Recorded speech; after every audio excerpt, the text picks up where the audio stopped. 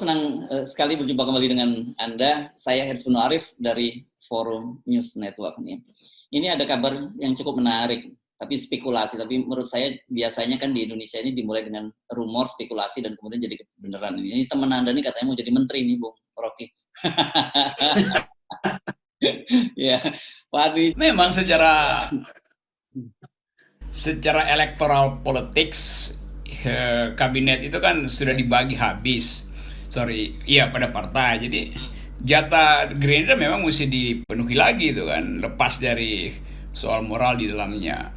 Kalau maksimalnya mestinya Fadlizon terlarang pergi ke istana karena Prabowo juga mau mengundurkan diri. Kan mestinya begitu jalan pikirannya kan. Kalau political ethics yang dibikin, mestinya Fadlizon mengemukakan ke pers, saya tidak mungkin karena saya berpikir juga bahwa ketua umum saya akan mengundurkan diri. Tapi itu di sana di Hongaria yang begituan tuh. Jadi sebetulnya publik menginginkan supaya Prabowo mengundurkan diri, kan jalan pikirannya begitu sekarang. Tetapi karena pragmatisme maka mesti digantikan dari Gerindra. Ya kalau itu yang terjadi ya memang Fadlizon yang paling pas gitu kan, itu dari segi keahlian, dari segi pengetahuan tentang etika kabinet.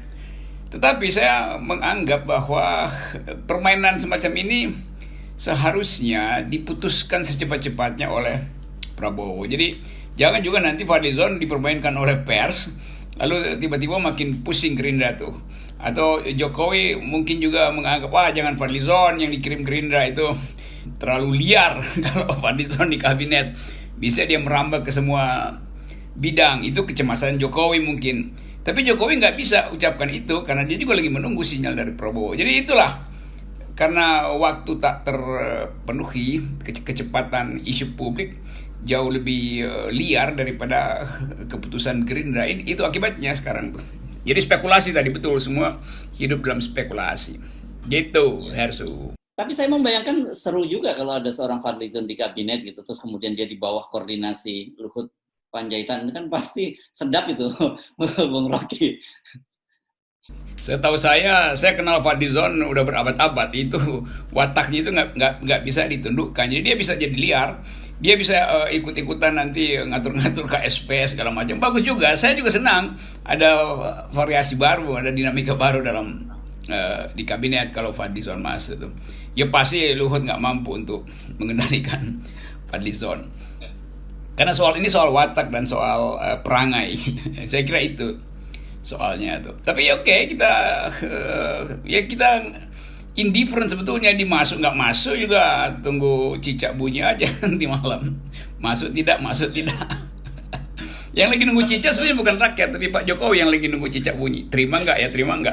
Ya, tapi sebagai sahabat yang kenal baik dengan Fadlizon, kan sebenarnya dari sisi kualitas maupun dari sisi moral, kalau dia yang masuk itu akan sangat bagus buat Gerindra ya. Bagaimanapun kan Gerindra sekarang ini memulihkan kepercayaan publik, dan harus orang-orang yang kredibel yang masuk di situ. Kalau masih orang-orang yang tidak cukup kredibel, ya akan sulit Gerindra untuk memulihkan nama baiknya.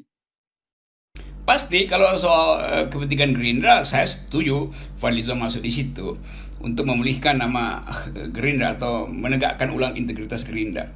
Tapi selalu ada trade off. Begitu Fadlizon masuk, maka Golkar ketar-ketir, Nasdem ketar-ketir, karena bisa dirambah juga oleh Fadlizon kan isu-isu publik. Jadi bisa tiap hari tuh di kamera televisi cuma ada Prabowo, Fadlizon tuh. Karena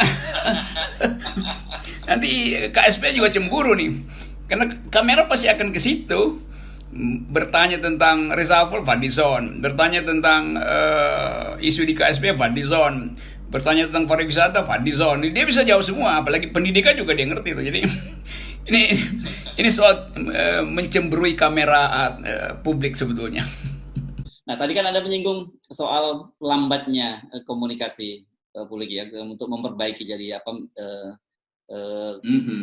kerusakan yang sudah terjadi kan memang sangat terlambat sekali. Menurut Anda apa yang terjadi, mengapa begitu sangat terlambat? Itu saling kirim sinyal kan.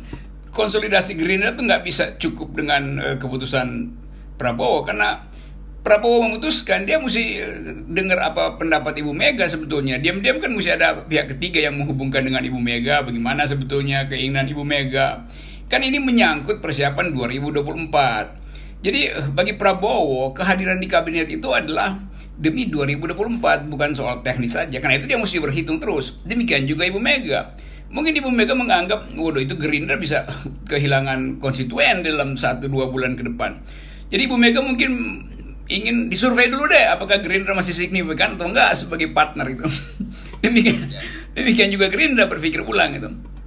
Itulah sebabnya kalau politik diasuransikan pada transaksi-transaksi yang sukar dipertahankan, jadinya begini itu, waktu menggerogoti sementara publik makin lama menganggap ya udah memang kalau begitu watak Prabowo tidak bisa dipegang karena justru dalam keadaan perang waktu itu penting. Sebagai seorang strateg, menunda-nunda waktu artinya mengundang musuh untuk menyusun kekuatan lebih banyak. Kan itu logika tentara tuh.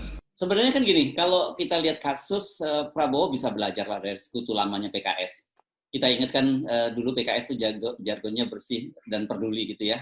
Itu kan pada waktu kasus Lutfi Hasan, itu kan betul-betul menohok jantungnya PKS. Iya. Jika PKS bisa rebound. Dan Gerindra ini kan sama, Prabowo ini bahkan mau mengejar koruptor sampai Antartika gitu kan. Jadi ini sebenarnya sama-sama kena langsung ke jantung dari pertahanan Gerindra. Iya, mungkin akibatnya orang menganggap ya di Antartika nggak ada koruptor. Juga nggak ada lobster di Antartika. Ngapain ke Antartika? Lobster nggak ada membeku lobster di situ. Jadi itu soalnya tuh. Antara moral untuk mempertahankan integritas partai itu membutuhkan reaksi cepat. Kalau menunda itu artinya ada pertimbangan-pertimbangan pragmatis. Maka kesimpulan orang kalau begitu Gerindra itu adalah partai yang pragmatis, bukan partai yang teguh pada pendiriannya tuh. Jadi sinyal-sinyal itu makin kuat di masyarakat. Dan justru dengan penundaan itu, survei Gerindra itu kalau disurvei hari ini itu makin turun sebetulnya kan. Jadi mengangkat benang basah itu harus secepat-cepatnya. Kalau makin lama ya tenggelam, pemegang benangnya juga tenggelam gitu. Ya, mungkin karena kedekatan ya, Bung Rocky, karena bagaimanapun juga kedekatan Edi dan Prabowo itu kan luar biasa gitu. Jadi agak sulit memang buat Pak Prabowo untuk segera memutuskan. Tapi justru kalau kita belajar dari pengalaman atau kalau kita melengok pada sejarah agama lah gitu ya. Kalau Nabi Muhammad kan pernah bilang sekalipun Fatimah Az-Zahra yang mencuri maka akan potong tangannya gitu. Nah ini kalau itu dilakukan Pak Prabowo kan sebenarnya dahsyat sekali. Orang ingat itu selalu, Prabowo ingin secara otentik mempertahankan Gerindra dalam wajah yang tidak korupsi itu. Itu berarti seluruh pertimbangan pragmatis harusnya ditunda gitu. Kan itu intinya kan. Kalau Gerindra betul-betul ingin katakan bahwa kami mempelopori pemberantasan korupsi dari Hambalang sampai Antartika, itu artinya nggak boleh ada pertimbangan lain. Ya udah lakukan aja dalam menit pertama, lakukan itu. Nanti diatur ulang setelah itu bagaimana cara menghadapi permainan politik istana. Tetapi headline-nya mesti ada dulu. Gerindra memberhentikan kadernya tuh. Itu betul-betul tiupan napas pertama yang mestinya diucapkan oleh Prabowo. Supaya pers itu, kamera itu setiap hari dalam 1 minggu ini akan terus ada di Hambalang untuk mengevaluasi bagaimana kejujuran Prabowo dalam mempertahankan integritas. Ya sekarang udah lukanya makin parah dan agak susah disembuhkan lagi tuh, kecuali memang betul-betul bermaksud mengamputasi. Ya, Anda benar karena dari statementnya Sekjen Ahmad Muzani kan kalau kita cermati dia hanya bicara bahwa dia sudah mundur dari wakil ketua umum Gerindra dan diproses ke Dewan Pembina, tapi tidak disebut apakah dia dipecat sebagai anggota Gerindra. Itu tidak muncul sama sekali dalam statementnya Muzani kemarin. Gerindra itu lebih besar daripada Menteri Perikanan. Kan bisa diatasi dengan cara lain. Jadi harusnya dipecat gitu. Itu tanda etisnya begitu tuh. Nah, Pak Edi Prabowo mungkin banyak soal nanti di pengadilan dia buka sebetulnya. Ya itu soal pengadilan. Tetapi selalu ada yang disebut prinsip prima facie itu. Artinya apa yang pertama kali itu yang harus diunggulkan itu. Jadi yang terlihat pertama kali oleh publik adalah Gerindra ternyata partai koruptor. Lalu orang ingat, oh tapi kita percaya Prabowo akan lakukan tindakan drastis. Nah, tindakan drastis itu yang seharusnya prima facie. Itu yang harus intinya sebetulnya tuh. Dalam politik komunikasi publik yang terbuka itu nilainya itu lebih dari rebut suara di dapil. Sekali Prabowo ucapkan itu, dia akan dapat aplaus lebih banyak lagi. Apalagi kalau dia mengundurkan diri sebagai konsekuensinya. Saya mundur dari kabinet, itu lebih gila lagi tuh. Itu langsung elektabilitas Prabowo dan Gerindra naik luar biasa tuh. Ya, oke. Jadi sekarang ini balik lagi ke Fadlizon. Jadi saran Anda apa untuk Fadlizon, Bung Rocky? Saya anggap Fadlizon tahu etika politik. Dia dipilih oleh rakyat Bogor untuk mewakili suara rakyat Bogor di parlemen. Kan itu perjanjiannya kan, wakili kami di parlemen untuk apa? Untuk mengawasi pemerintah tuh. Sekarang kalau Fadlizon pindah dari pengawas ke pemain, dia mesti minta izin juga pada konstituennya. Dia bisa bikin survei pada konstituennya, saya minta izin untuk pindah dari parlemen ke kabinet misalnya. Kalau memang itu yang diperlukan, supaya juga ada etika. Kan nggak bisa Fadlizon memindahkan suara konstituennya dari parlemen ke kabinet kan. Dia dipilih sebagai anggota kabinet, sebagai anggota parlemen, bukan sebagai anggota kabinet. Jadi mesti ada mekanisme itu tuh, supaya Fadlizon dalam wawancara pertama dia bisa katakan, saya sudah minta izin pada konstituen saya di Bogor untuk menyeberangkan suara dari parlemen ke istana itu, dari Senayan ke istana, kan begitu etiknya itu. Oke, saya kira tadi pas sekali pernyataan Anda, karena laut jadi mesti menyeberang gitu ya. Terima kasih. Tapi banyak lobster, hati-hati nyeberang laut. Nah, kalau ketemu benur, jadi bayi-bayi lobster mesti diselamatkan. Ya, disambut sama bayi benur dia. Mantap Fadlizon. Oke.